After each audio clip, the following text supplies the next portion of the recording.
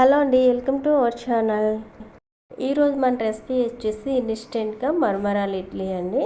పప్పులు నానబెట్టి రుబ్బే పని లేకోకుండా ఈజీగా ఇన్స్టెంట్గా మరమరాలు ఇడ్లీని ఎలా చేసుకోవచ్చు ఈ వీడియోలో అయితే ఎక్కడ స్కిప్ చేయకుండా అయితే చూసేయండి. ముందుగా ఒక గిన్నెలోకి వాటర్ అయితే తీసుకోండి. ఆ వాటర్లోకి 4 కప్పుల వరకు మరమరాలు అయితే వేస్తున్నాను. 4 కప్పులు మరమరాలు వేసేసిన తర్వాత వాటర్లో ఒక 5 నిమిషాల పాటు అయితే నానబెట్టుకోవాలి. ఈ మరమరాలని వాటర్ లోపలికి మరమరాలని ఇలా డిప్ చేస్తూ ఒక 5 నిమిషాల వరకు నానబెట్టేసుకోండి. ఇవి నానేలోపు మిగిలిన ఇంగ్రీడియంట్స్ అయితే చూసేద్దాం. 4 కప్పుల మరమరాలకి 1 కప్పు వరకు బొంబాయి రవ్వ అయితే వేసుకోవాలి. ఉప్మా రవ్వ అండి. ఒక బౌల్ అయితే తీసుకుని దానిలోకి వేసుకోండి. ఇలా ఉప్మా రవ్వ వేసేసిన తర్వాత ఇందులోకి 2 టేబుల్ స్పూన్ వరకు పెరుగు అయితే పోస్తున్నాను. నెక్స్ట్ వచ్చేసి ఏ కప్పుతో అయితే రవ్వ వేసుకున్నామో అదే కప్పుతో 1 కప్పు వరకు వాటర్ అయితే పోసేసుకోండి. వాటర్ పోసిన తర్వాత ఒకసారి మొత్తం మిక్స్ అయ్యేలాగైతే కలపండి.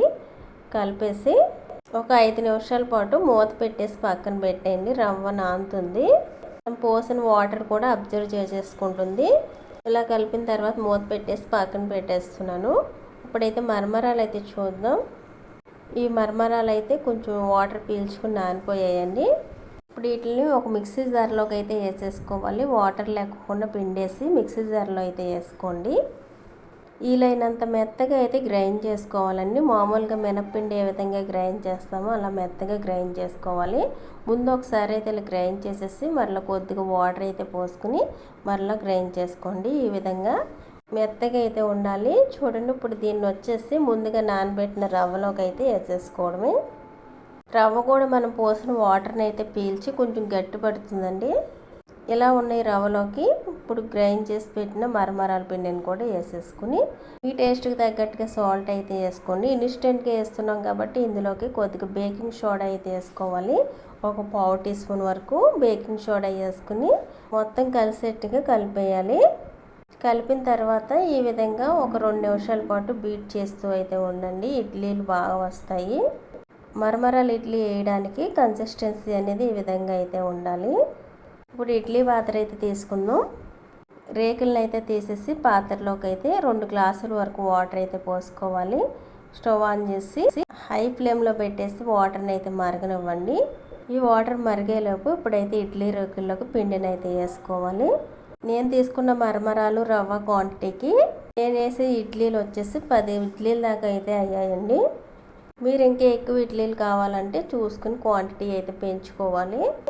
ఇలా పిండిని రేకుల్లోకి వేసేసిన తర్వాత మనం ముందుగా పెట్టిన పాత్రలో వాటర్ మరుగుతూ ఉండగా ఈ రేకులను అయితే పెట్టుకోవాలి. ఇప్పుడు చూడండి, రేకులు పెట్టేటప్పుడు మటుకు ఒక ఇడ్లీ రేకు పెట్టిన తర్వాత దానిపైన ఇడ్లీ వచ్చేలాగైతే పెట్టుకోకండి. ఇడ్లీ పైన హోల్స్ వచ్చేలా పెట్టుకుని మూత అయితే పెట్టి ఫ్లేమ్ మీడియంలో అయితే పెట్టుకుని 10 నిమిషాలు అయితే ఉడకనివ్వండి. 10 నిమిషాల తర్వాత అయితే చూపిస్తున్నాను.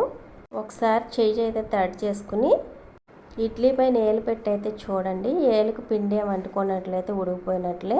మీకు ఒకవేళ అంటుకున్నట్లయితే ఇంకో 2-3 నిమిషాలు అయితే ఉడకనివ్వండి. నాకైతే ఉడికిపోయినాయండి. కొద్దిగా చల్లారిన తర్వాత అయితే తీసుకోవాలి ఇడ్లీని. వేడి మీద తీసేసినట్లయితే మీరు ముద్దగా అయితే వచ్చేస్తాయి.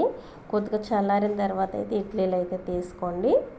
ఇలా మరమరాలు ఇడ్లీని చాలా ఈజీగా అయితే చేసుకోవచ్చండి. వీడియో మీకు నచ్చినట్లయితే లైక్